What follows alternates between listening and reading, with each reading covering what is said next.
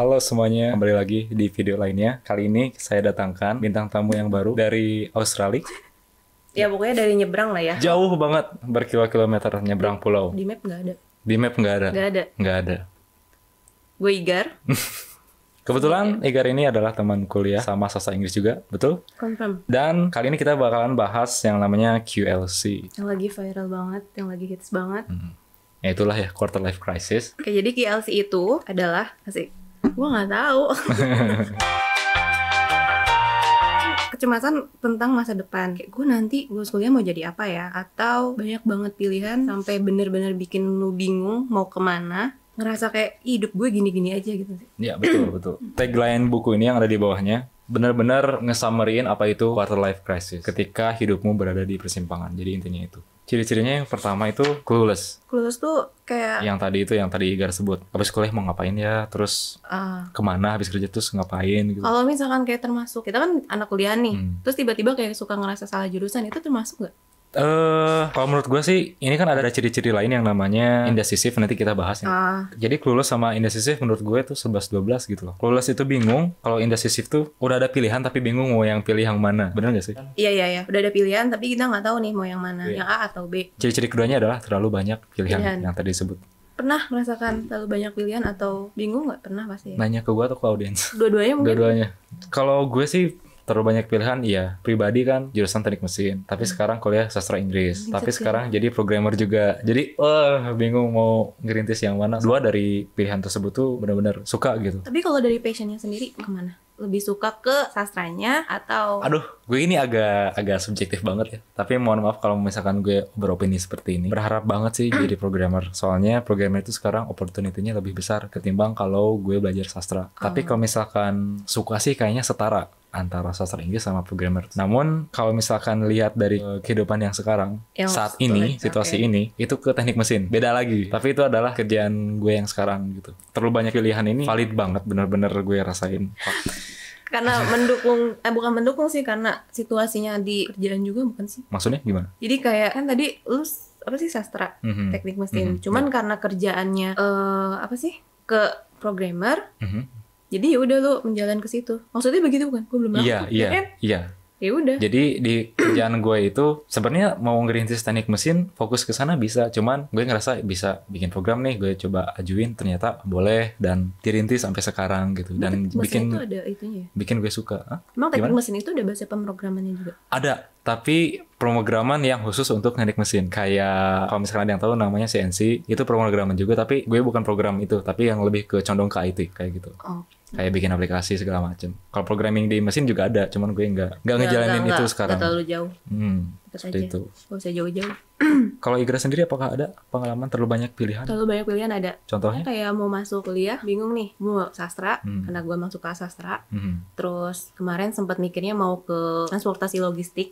Terus psikolog juga pernah kepikiran untuk ke sana. Cuman kayak, kayak kalau psikolog terlalu inilah. Nah cuman kayak sekarang nih baru-baru muncul, kayaknya ke filsafat asik atau gimana? Asik gitu. Jadi basis asasnya itu cuman karena asik doang atau asik sebenarnya. Kayak penasaran juga. Sebenarnya pengen belajarnya tuh ke sana. Kayak kan kalau sebenarnya bisa kan kayak googling atau baca dari buku itu sebenarnya bisa, cuman terbatas. Kalau misalnya masuk ke kuliah, perkuliahan itu kan lebih luas gitu. Sebenarnya bisa gitu. Cuman untuk sekarang masuk ke sastra itu karena ada alasannya juga, bukan seumpama kayak gue suka berpuisi, gue suka baca nulis atau apa, bukan sebatas itu aja. Jadi karena masuk sastra ada pendukung faktornya lain. Itulah kenapa gue milih ke sastra. Menarik.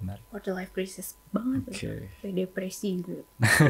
Jangan sampai depresi ya guys ya. Indecisive itu masih ingin mencoba ini itu dan belum bisa berkomitmen pada satu pilihan. Ya, jadi intinya kalau yang clueless tadi bingung mau apa, nggak ada pilihan. Kalau yang ciri-ciri kedua terlalu banyak pilihan, jadi bingung mau yang mana gitu. Jadi kita ada pilihan, bingung nih apakah kita mau bener mau komit atau enggak gitu. Kalau menurut pribadi sih, kalau misalkan punya pilihan terus kita komit itu lebih baik daripada bercabang banyak pilihan tapi enggak mendalam gitu loh. Enggak dapetin ujung-ujungnya, enggak dapetin semuanya gitu gak sih? Iya. Ya kan? Iya. Butuh keyakinan juga. Iya. Apapun resikonya ya udah lu harus yakin, tapi jangan lupa tentang mikirin resikonya kan. Kadang orang suka gue mau ngambil ini nih karena ngarah ke enaknya aja. Iya. Next, ciri-cirinya adalah hopeless. Hopeless itu ngerasa pasrah dan terima realitanya apa adanya. Kalau pribadi gue sih nggak kayak gini sih. Dia jadi hopeless itu bersikap ya udahlah. Kalau gue sih pribadi sih enggak sih. Sebenarnya juga hidup ya udah pasti berat. Kalau lu gimana? Enggak. Hopeless juga? Enggak. Okay. Ciri-ciri terakhir itu cemas mikirin masa depan yang belum pasti. Jadi plan atau rencananya belum jelas. 2 tahun ke depan ngapain, 3 tahun ke depan ngapain gitu kan. Dipikirin dulu tuh salah satu ciri-ciri QLC, quarter life crisis. Nah, pertanyaan terbesarnya adalah ini. Apakah kamu merasakan ciri-ciri tersebut yang kita tadi sebutin yang 5 tadi? Gak harus semuanya kali ya. Kalau misalkan ada 1-2 kayak gue kita atau kayak Igar, berarti hopelessnya kita nggak ada. Ya berarti itu. Tapi yang 4-nya ada, berarti termasuk QLC ya, quarter life crisis. Udah zona. Jadi cirinya selesai. Next kita bahas penyebab quarter life crisis itu apa. Yang pertama di sini di buku ini disebutin faktor dari dalam diri. Siapa aku? Kamu siapa? Aku siapa? Jadi kita belum benar-benar tahu talent apa ya, kemampuan diri kita sendiri gitu loh. Bener nggak sih? Iya. Jadi tahu nama kita doang. Tahu kita. Tapi nggak tahu, belum terlalu kenal jauh Cia. Belum terlalu kenal jauh terhadap diri sendiri gitu. Tapi mengenal dalam diri ini kan nggak cepet dan nggak gampang sih. Dan masih butuh proses sampai nanti kan. Iya. Kan nggak di dalam fase remaja doang, nggak di dalam fase dewasa. Udah nih, oh berarti gue orangnya kayak gini. Bisa aja kan nanti berubah. Iya betul. Ya kan? Jadi ada semacam fluktuasi gitu terhadap apa yang kita rasain di sepanjang hidup kita tuh. Oh gue suka ini, ternyata suka ini, ternyata suka itu. Kan jadi berpindah-pindah gitu. Jadi belum mantap. Mungkin berjalan nggak sih kalau malah lebih mengenal diri sendiri? Berjalan ya? Iya berjalan. Jadi kalau gue alami sih obatnya itu waktu sih. Mungkin ada teman-teman lain yang bisa mengatasi biar tahu jati diri sendiri kayak gimana, mungkin bisa komen atau gimana. Tapi kalau buat gue cuman waktu aja. Diusahakan selalu refleksi diri kali ya. Mencoba mungkin bisa. Jadi sebelum tidur lihat langit-langit sambil baring. Biasanya sih kalau waktu-waktu kayak gitu suka pikiran tuh suka liar kan. Suka aduh kok hidup gini-gini mulu ya gitu. Terus nangis tiba-tiba, diam-diam gitu kan. Faktor yang kedua itu dari luar. Kebanyakan dari keluarga nih. Suka banding-bandingin. Betul. Bener nggak? Jangan kayak gitu loh. Kalau misalnya nanti kita udah tua ya, punya anak terus kok bapak dulu kayak gini loh. Itu nggak boleh. Ada 2 ternyata di buku ini. Dibagi 2, keluarga sama social clock. Kita bahas yang keluarga yang tadi gue sebutin. Yang kayak misalkan dari saudara, kok umur segini si itu misalkan dia udah gini. Kok lu masih gini gitu kan. Gitulah. Padahal dulu mama tuh gini gitu. Ya, semua orang punya timingnya sendiri-sendiri atau caranya sendiri-sendiri. Mungkin bisa jadi caranya sama tapi waktunya beda. Bisa jadi caranya juga beda. Kan bisa jadi kayak yang termasuk kayak yang dituntut nggak sih lo? Oke, kamu harus jadi ini ya gitu. Itu termasuk. Iya, jadi kayak si anaknya tuh nggak mau gitu. Kayak memperkeruh suasana aja gitu. Nggak maju jadinya. Adapun bisa maju tapi nggak dijalani sepenuh hati. Jadi mungkin karena orang tua kan? Iya, mungkin itu tinggal nunggu bom waktu aja sampai si yang bersangkutan itu jenuh. Betul nggak sih? Iya. Kalau lihat gue dari pengalaman yang lain sih kayak gitu. Bisa jadi nanti malah balik lagi nyalain ke si anak ini. Iya, jadi kayak rantai yang nggak berhenti gitu. Nanti punya anak tuntut lagi sepertinya harus kayak gini. Jadi kayak sebuah tradisi yang nggak ada ujungnya. Jadi si anaknya tuh jatuhnya lebih memendam. Dia nggak ada cerita ke orang tua. Iya, karena kan sudah tertuliskan si ceritanya harus kayak jadi gini. seperti ini, sedangkan anaknya nggak mau. Hidup itu kayak buku kosong gitu. Masa bukunya ditulisin sama orang lain? Nggak ditulisin sama diri sendiri. Kalau nyontek gini. Ya kan kalau ditulisin nggak mungkin. Iya. Dong. Dalam konteks ini sih bagus ya. Jadi kita terinspirasi kasarnya. Ya tapi jangan diikutin juga. Masa dia mau jadi programmer lagi mesin terus ya udah gue nyontek lu nih. Ya enggak gitu juga ya konsepnya. Aja. Faktor kedua yang dari luar diri itu adalah social clock yang tadi kita udah sebutin, udah kesinggung. Jadi umur segini kok masih belum nikah atau umur segini kok baru kuliah kayak gitu. Kok belum nikah? Kok belum punya anak? Ya, belum punya anak karena belum nikah. Iya. Kok belum punya rumah gitu. Honestly itu adalah urusan pribadi masing-masing ya. Kalau ditanyain gitu gimana jawabnya? Simple, senyum pergi aja udah. Nggak sopan loh, cuma disenyumin doang. Dia orang bener-bener dia ingat kesombongannya parah banget. Soalnya kalau dijutekin malah makin gak sopan. Iya sih. Iya, jadi gue senyum aja, ngangguk. Tapi dalam hatinya gondok gitu. That's my business, not your business. Again, orang punya timingnya masing-masing, gak harus dipaksakan. Ya kalau lu kan laki-laki gue nggak tahu ya. Tapi kalau misalkan gue buruan nikah mumpung masih muda, nanti ketika lu udah punya anak udah tua, kan sering banget kayak gitu. Oke, next kita maju bahas dampaknya. Ini yang seremnya nih. Dampaknya itu UUD. Hah? Ujung-ujungnya depresi. Bukan ujung-ujung duit. Kalau ujung-ujungnya depresi. Kenapa bisa depresi? Pertamanya itu rasa cemas, bingung. Yang tadi yang ciri-ciri itu. Bingung mau ngapain. Terus jadi makin membesar lagi kayak bola salju. Nyari cara jalan keluarnya kayak gimana. Stuck, buntu. Dan itu tuh kayak terjebak gitu loh. Terjebak aja gitu di lingkaran situ gitu. Nggak kemana-mana. Terjebak itu tuh nanti galau. Ujungnya stres. Bahasanya di sini stres sih. Gue nggak tahu kalau depresi. Mungkin 11-12 kali ya. Depresi itu beda ya? Kayaknya beda sih. Kita coba cek ya. Beda. Intinya stres itu sesuatu yang untuk memotivasi buat keluar dari lingkaran yang gak berujung yang tadi. Tapi kalau depresi dia udah stage yang lebih tinggi lagi, lebih serius. Di atasnya. Ya, lebih di atasnya stres. Kalau gila gitu, beda kayaknya kalau gila. Gila tuh kayak yang kan kalau di sini stres sama depresi itu hampir mirip, kesulitan konsentrasi. Kalau gila itu boro-boro untuk konsentrasi, udah putus sarafnya nggak akan bisa konsentrasi gitu loh. Beda lagi dengan frustasi berarti. Buset, banyak banget istilahnya. Jadi mencabang ya? gini. Jadi bercabang. Oke, kita back to the book, kembali ke buku. Jadi dampaknya itu. Udah, ujung-ujungnya depresi. Tapi perlu kalian tahu biar mengurangi depresi ini bahwa kamu tidak sendiri. You are not alone, kata bukunya ini tuh. Secara statistik banyak secara riset malah oleh Dr. Oliver Robinson dari Universitas Greenwich di London. Grafiknya seperti ini, 86%. Tapi gue nggak tahu nih sampel datanya di mana nih. Mungkin di London kali ya. Iya, di London. Terus ke London dulu. Ke London biar depresi gitu maksudnya. Biar masuk ke sampel data ini. Sesat nih, jangan diturunin. Jangan mau motivasi kan, siapa tahu tahu datanya yang lebih akurat gitu. Ya kan taunya dari buku doang. Ntar juga takutnya itu mana buktinya gitu. Ini udah di London. Mungkin nggak jauh beda sih ya, situasi di sana sama di sini. Mungkin beda presentasi dikit lah. Di Indonesia kayaknya lebih banyak. Kok bisa? Enggak deh, nggak tahu. Belum pernah melakukan riset bla bla bla, ntar gue hujat lagi. Iya, nanti di sama netizen. Tahu apa ya lu gitu. Oke, quarter life crisis ini mungkin bisa minta pertolongan dari pihak lain, kayak ngobrol ke temen atau sharing kayak gimana. Tapi bisa juga membantu diri sendiri atau self help. Self help ini apa gue mau bilang apa tadi? Self help ini untuk membantu diri sendiri tanpa bantuan orang lain. Bagian pertama itu mencari jati diri. Balik lagi kayak ke tadi pengenalan diri kan? Betul. Tidak ada masalah yang tidak bisa diselesaikan. Tapi kan banyak banget orang yang mager banget nih, udahlah jalanin aja, nggak ada. Kalau gitu gimana? Ya udah deh, gue pas. Masuknya ke hopeless kali ya? Iya, hopeless. Ya kan? Tadi gue udah singgung sedikit gimana cara cari jati diri itu. Kalau gue sih prefer dari waktu. Tapi di sini ternyata ada opsi lain. Nah, opsinya itu kita bisa eksplorasi diri. Kita bisa kenali diri sendiri itu. Kita ngelis gitu kelebihan dan kekurangan kita itu apa. Gue belum pernah sih latihan kayak gini. Nanti gue bakalan coba. Jadi kita list kelebihan diri itu apa, kekurangan diri itu apa. Jadi kita bisa lihat overview, summary, ringkasan. Oh, diri kita tuh seperti ini. Tapi beda dengan kalau buat interview ya. Interview kerja pakai kelebihan kekurangan juga. Beda, jangan disamain. Kalau itu sih lebih ke untuk menjual diri. Iya, untuk menjual diri. Jadi beda purpose kayaknya. Kalau ini sih diusahakan se-honest mungkin, sejujur mungkin. Kalau yang itu harus jujur juga enggak? Kalau yang orang kerja. Lebih baik jujur. Lebih baik jujur ya. Jangan dibilang kelebihan gue. Iya. Gue bisa ini deh, saya tanya kan enggak. Tapi terkadang kalau masalah lain kalau itu. Gue gak akan bahas. Bahas aja. Bahas aja. Terkadang kalau di lamaran kerja ya, kita ngelis kelebihan diri itu kayak yang dibuat-buat gitu. Misalkan kelebihan saya adalah saya lupa waktu ketika bekerja. Kayak yang sok gitu loh. Kebetulan gue cuman pernah nge-interview sekali gitu kan, yang masuk kerja. Cuman ya tipikal kayak gitu. Kalau gue sih lebih prefer yang kelebihan dirinya apa adanya aja. Justru kalau gue kalau yang kayak itu bukan yang masuk kelemahan. Jadi kayak kelemahan kita terlalu fokus kerja sampai lupa sama diri kita sendiri. Bisa jadi, tapi orang-orang tuh suka nempatin di kelebihan. Seolah-olah dia tuh kerjanya tuh gila banget kerja. Ya. Kerja keras atau kerja cerdas? Kerja keras atau kerja cerdas? Ya. Hah? Gimana sih maksudnya? Kerja keras atau kerja cerdas? Mending kerja mana? Kalau gue sih lebih prefer mending kerja cerdas. Kerja keras selalu berujung merusak diri, self damaging. Kalau kerja cerdas bisa lebih memanage apa yang kita mau dan apa yang perusahaan inginkan. Kerja keras itu kayak masuk ke toxic positivity. Toxic positivity beda lagi. Nanti kita bahas. Banyak banget sih. Banyak banget ya. Jadi ini mempengaruhi semuanya juga ya. Jadi dicoba list kelebihan diri apa, kekurangan diri apa, kayak mau beli laptop gitu. Oh ini laptop ini, kekurangannya ini, kelebihannya ini. Nah coba subjeknya ganti, bukan laptop tapi diri sendiri. Tapi bisa sih nggak sih kalau kita ngebandingin juga sama orang lain? Jatuhnya toksik ya? Kalau gue sih lebih prefer nggak ngebandingin sama orang lain. Jadi apa adanya aja dari diri sendiri yang kita tahu. Karena jatuhnya toksik. Kayak iya, jatuhnya kayak insecure. Dia bisa ini, gue nggak bisa. Oke, di sini juga ada sesuatu yang menarik. Ada ilustrasi. Kita cari passion kita apa.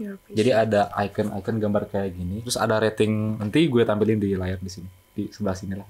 Di tengah. Nah di situ. Tring, nanti ada efeknya.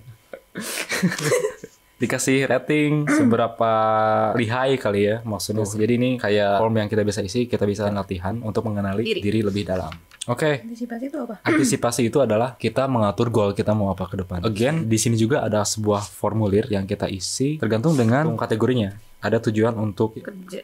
karir goalnya mau kayak gimana. Terus untuk relationship atau hubungan goalnya mau kayak gimana nanti. Tapi kalau hubungan kayaknya agak rumit ya. Kalau karir kan kita bisa nih, oh bla bla bla bla, kita mau jadi ini, misalnya kita mau jadi dokter, kita harus kuliah kedokteran kan, kayak gitu. Nggak mungkin lah pengen jadi dokter belajar dari YouTube doang. Terkecuali programmer ya, 24 jam googling mulu kerjaannya. Kalau dokter nggak bisa kan. Googling. Nah again, ada kalanya ketika kita udah ngelis plus minusnya apa, terus goalnya apa, bukan berarti itu menjanjikan bahwa apa yang kita lakukan itu bakalan sempurna terwujud. Makanya di tahap selanjutnya ini ada yang namanya trial and error.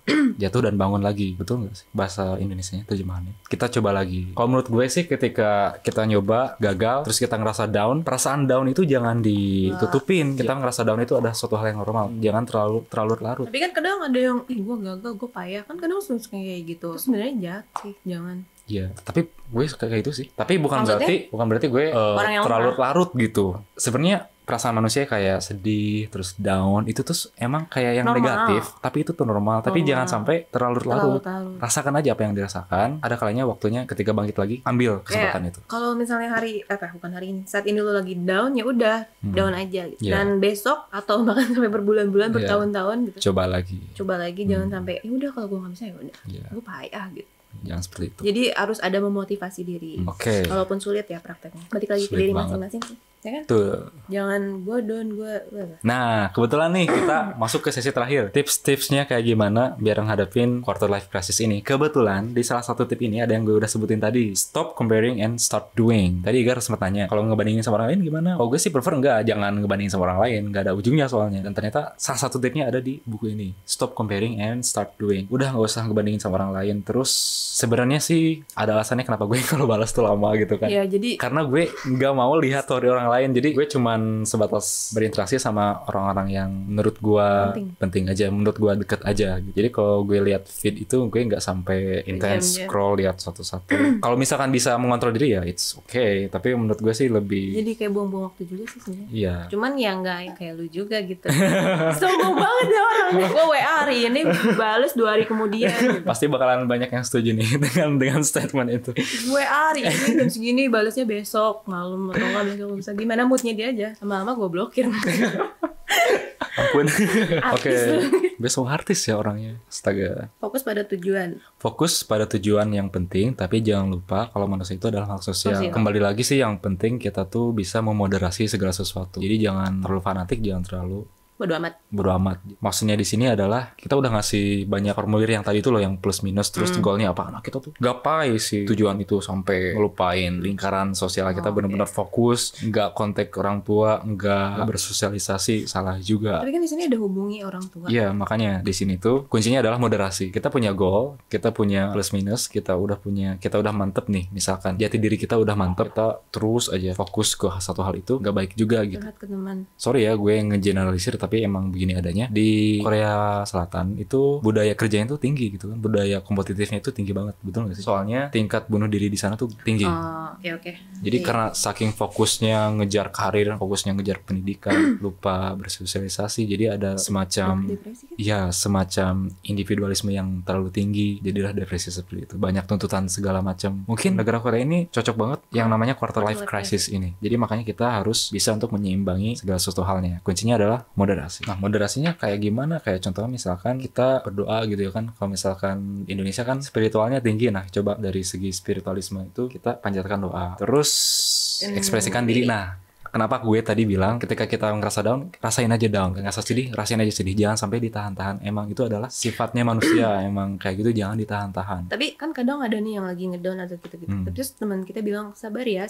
Justru kan kayak gitu. Kalau menurut gue ya, udah lu mending diem gitu loh. Iya. Karena nggak bisa ketika kita down tuh harus disemangatin dalam waktu yang bersamaan. Kalau menurut gue gitu. Jadi ya udah, kalaupun misalkan gue down, gue cerita, mendingan lu diem. Mendingan dengerin aja gitu. Ya itu ada sangkut pautnya dengan toxic positivity yang tadi gue sempat singgung sedikit. Itu salah satu toxic positivity. Tapi itu materi lain ya. Kumpul sama teman lama juga itu sesuatu yang baik ya. Karena kan tapi binatang peliharaan juga itu salah satu obat juga untuk kesehatan mental. Gak salah juga. Peliharaannya ikan gimana? Entahlah, soalnya gak ada kontak fisik. Masa kita pegang-pegang ikan kan geli gitu ya. Ya kan? Kan tadi bilangnya peliharaan ya. Kan kalau kucing bisa gitu kan, sambil diajak curhat, dilus. Lebih tepatnya binatang peliharaan mamalia. Lumba-lumba Amalia. Tapi mahal Bu, beli lumba-lumba. Ya, aku lagi siapa juga mau melihara lumba-lumba gitu kan. Oke, coba hal baru. Tapi kok bisa sih mencoba hal baru, tapi bisa. Jatuhnya kalau misalnya nyoba hal baru terus lu merasa cocok, jadi banyak pilihan juga. Iya, jadi mungkin ini lebih tepatnya sesuatu yang buat biar nggak jenuh aja sih. Buat refresh. Iya, buat refreshing. Join komunitas. Join komunitasnya jadi cider doang. Saya itu apa? Silent Rider. Silent Rider. Nah, nextnya traveling. Nah, Masuk ini. gua sih. Oh iya. join dong. Komen enggak? Tips yang selanjutnya itu yang gue suka traveling. Traveling itu cuci mata, segarkan pikiran di tempat baru. Bareng sama teman-teman lebih oke lagi. Travelingnya kemana? Kemana aja. Yang penting pikiran segar, cuci mata, ketemu orang baru, suasana baru. Tapi kan kadang kalau yang udah kerja suka susah untuk cuti. Iya betul. Mana ini ya. Sabtu meskipun cuti pun ditelepon terus. Curhat ya Pak. Curhat Pak. Maaf. Ada bos gue loh di sini. Gak tahu nonton atau enggak ya. Berarti harusnya nanti di awal Pak terus dilihat sampai habis ya Pak. Tapi emang benar sih. Sama aja. Cuti, teleponin mulu. Iya. Mencari mentor. Mentor itu sesuatu yang kita bisa jadiin teladan kali ya, yang bisa menginspirasi. Tapi harus orang yang terpercaya. Ya. Makin dewasa makin tahu mana teman. Curhat. Tips yang terakhir, yang paling mahal, menemui psikolog. Makanya kenapa mungkin ini opsi terakhir, soalnya ini yang paling mahal kali ya. Di buku ini di highlight, di highlight itu disorot, ya, dicirikan. Dikasih tahu bahwa memenuhi psikolog itu nggak harus sakit jiwa dulu. Ya kan cuman soalnya sakit jiwa dulu ya gitu. Psikolog ngapain sakit jiwa ya? Nggak juga, soalnya yang namanya jiwa itu bukan berarti harus putus syarafnya dulu baru ke psikolog, enggak ya. Salah satunya depresi juga, kita harus balik lagi ke sana, menemui psikolog. Jadi intinya jadi semangat berkarya. Kita lebih tepatnya kita ngulas buku ini kali ya. Iya. Ngulas buku ini. Buku ini penulisnya adalah Gerhana Nurhayati Putri berdasarkan konsultasi ahli Julius Stephen MPSI. Master Psikolog. Jadi kalau misalkan mau tahu lebih detail tentang buku ini, silahkan dibeli buku ini, dibaca. Endorse ya. Kita cuman sebutin ikhtisar dari buku ininya aja. Tentang KLC. Kalau ada pendapat lain mungkin bisa komen atau apaan? Mau Zoom konsultasi langsung bikin konten bareng sama dia, sama Bang Andi. Ini bukan endorse ya, lebih tepatnya ini salah satu buku rekomendasi dari kita. Kalau misalkan pengen tahu gali lebih sendiri tentang quarter life crisis, boleh googling sendiri, tapi pastikan sumbernya terpercaya. Jangan dari blog, kayak blog-blog gitu kan. Kayak blog-blog gitu sumbernya tuh nggak jelas gitu. Nggak ngejudge juga sih, takutnya kan ada masalahnya ini video nih konten, ntar ada orang nggak terima. Di blog gue kan gue udah ngebahas ini nih, makanya ini cari loh. Sistem moderasinya kali ya, kan kalau blog itu nggak ada yang moderasi. Kita posting terbit di internet. Kalau di Wikipedia kan ada catatan kaki, itu bisa kita review lagi. Terus misalkan dari paper, dari karya ilmiah juga bisa, ada institusinya. Ini juga publisher kayak gini, ada editornya, ada yang nggak sembarangan, nggak ada yang review segala macam.